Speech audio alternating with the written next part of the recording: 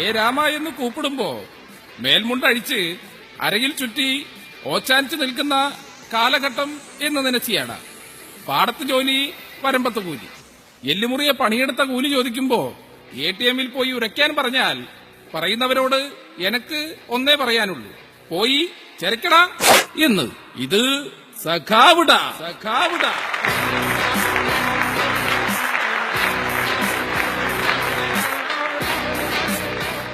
കള്ളനോട്ട് വീരൻ Rajasekharan തമ്പിയെ arrest ചെയ്യുക.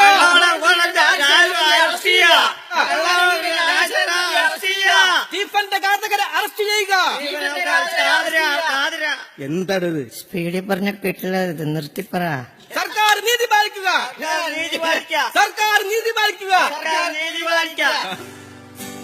ഞാനും എന്താളും പിന്നെ 40 പേരും തകിടത്ത് ഹൃദയം. ഞാനും എന്താളും പിന്നെ 40 പേരും തിരുകിടത്ത് ഹൃദയം.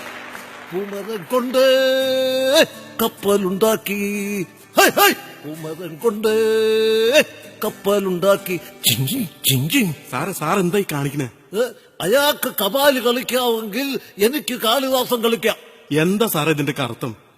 അതായത് ഞാനും എന്റെ ആളും എന്ന് പറഞ്ഞാൽ അതാരാണെന്ന് താൻ ഇനി പ്രത്യേകം പറയണ്ട. അവളാണല്ലോ തന്നെ ഇപ്പോ ഈ കോലത്തിലാക്കിയിരിക്കുന്നത്. ഒരു തമാശ പോലും പറയാൻ സമ്മതിക്കില്ല ഈ ഗൗരവക്കാരൻ. ഒറ്റ അടി തന്നാലുണ്ടല്ലോ. നോട്ടിന്റെ കാര്യത്തിൽ നമ്മൾ ഒറ്റക്കെട്ടായിരുന്നെങ്കിൽ കുഴപ്പമില്ലായിരുന്നു. ഇത് 8ഉം 10ഉം കെട്ടായി വീട്ടിൽ കൊണ്ടുപോകുമ്പോ ആലോചിക്കണമായിരുന്നു. എന്റെ പൊന്നു സാറേ, നമ്മൾ വന്ന കാര്യം പറ. എന്താ നമ്മൾ വന്ന കാര്യം? രാജശേഖരൻ തമ്പി അറസ്റ്റ് ചെയ്യുക, മുഖ്യമന്ത്രി രാജിവെക്കുക, ഈ കേസ് CBI കൊണ്ട് അന്വേഷിപ്പിക്കുക. CPI ഞങ്ങളുടെ അണ്ടറിലാണ്, പക്ഷേ CBI ഞങ്ങളുടെ അണ്ടറിലല്ല. നിങ്ങൾ അന്വേഷിക്കുന്ന CBI ഞങ്ങളുടെ അണ്ടറിലാണ്. അണ്ടറിലായാലും കൊള്ളാം, അണ്ടർവെയറിലായാലും കൊള്ളാം, അവനെ നമുക്ക് പിടിക്കണം. ആരെ? രാജശേഖരൻ തമ്പിയെ. എനിക്ക് തോന്നുന്നത് CBIയെ കിട്ടാൻ ഇപ്പോ വലിയ ബുദ്ധിമുട്ടാണ് എന്നാണ്. ആര് പറഞ്ഞു കിട്ടാൻ ബുദ്ധിമുട്ടാണെന്ന്? ഞാൻ വിളിച്ചാൽ അവൻ ഫ്ലൈറ്റ് ചാർട്ട് ചെയ്ത് വരും. റൈറ്റ് നൗ ദാ നോക്ക്.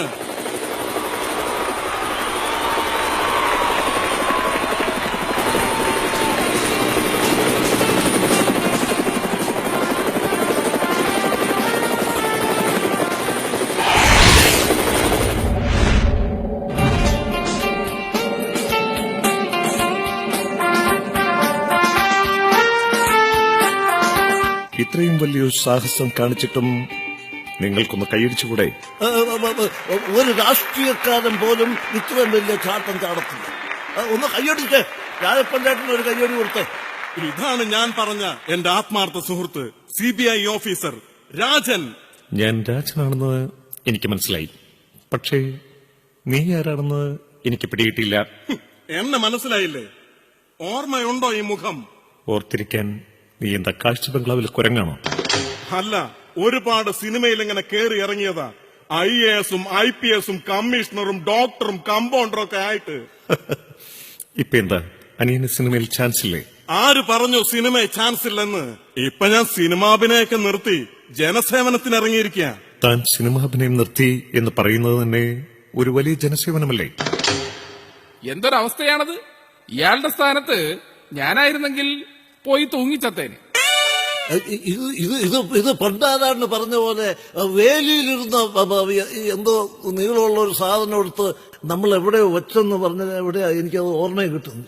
അത് അവിടെ തന്നെ ഇരുന്നോട്ടെ, ആവശ്യമില്ലാത്തതൊന്നും എടുക്കാൻ നിൽക്കണ്ട. എന്നാലും അത് എവിടെ വെച്ചെന്നാണ്. ഇടോ ചില്ലൻ ഗോപി, ഡമ്മി റെഡിയല്ലേ? Dummy ready sir, follow me.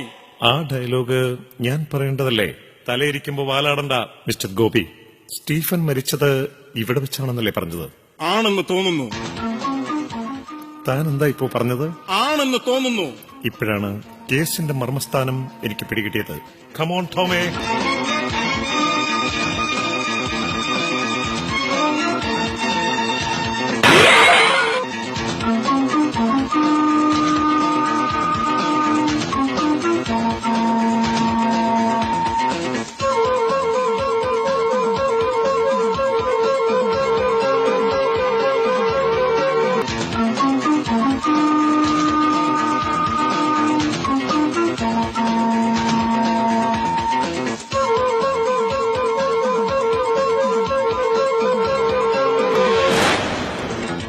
Operation success. കുറ്റവാളിയിലേക്കുള്ള ദൂരം വളരെ അടുത്ത് കഴിഞ്ഞു. ഉടനെ പ്രതിയെ കണ്ടുപിടിക്കും. You are under arrest. എന്തിന്? വേലക്കാരൻ ഗോപിയെ കൊന്നതിന്.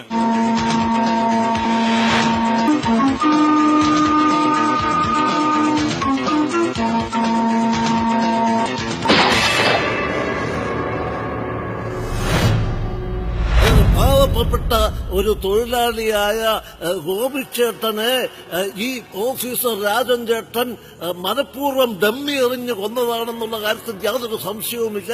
അതുകൊണ്ട് ഈ രാജൻ ചേട്ടനെ അറസ്റ്റ് ചെയ്ത് തുറുങ്കിലടക്കണം എന്നാണ് എനിക്ക് പറയാനുള്ളത്.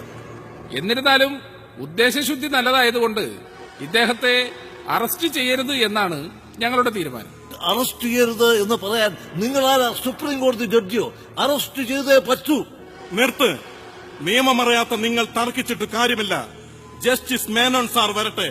അദ്ദേഹം തീരുമാനിക്കട്ടെ ആരാണ് കുറ്റവാളിയെന്ന്.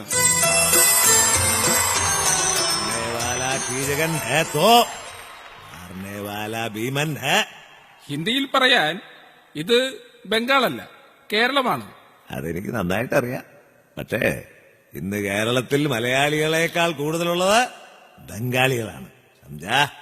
അപ്പൊ ഞാൻ പറഞ്ഞു വന്നത്, ചത്തത് കീചകനാണെങ്കിൽ കൊന്നത് ഭീമൻ തന്നെ. സാർ, ചത്തത് കീചകനല്ല, വേലക്കാരൻ ഗോപിയാണ്.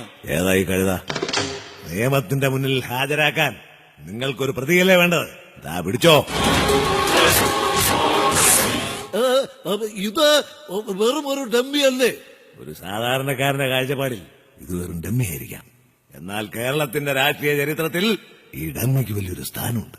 ഇവിടുത്തെ രാഷ്ട്രീയക്കാർ കൊലപാതകം നടത്തിയിട്ട് യഥാർത്ഥ പ്രതികളെ രക്ഷിക്കാൻ വേണ്ടി ഇതുപോലുള്ള ഡമ്മികളെയല്ലേ നിയമത്തിന്റെ മുന്നിലോട്ട് വലിച്ചെറിഞ്ഞു കൊടുക്കുന്നത്. IPC 301 വകുപ്പ് പ്രകാരം നാടിനും വീടിനും വേണ്ടാത്ത പകരക്കാരായ ഈ ഡമ്മികളെ അറസ്റ്റ് ചെയ്യുക, തുറുങ്കിലടയ്ക്കുക, ജീവപര്യന്തം ശിക്ഷിക്കുക, പരോളിലൂടാ, തൂക്കിക്കൊല്ലാം, ഇടയ്ക്ക് വെറുതെ വിടാം.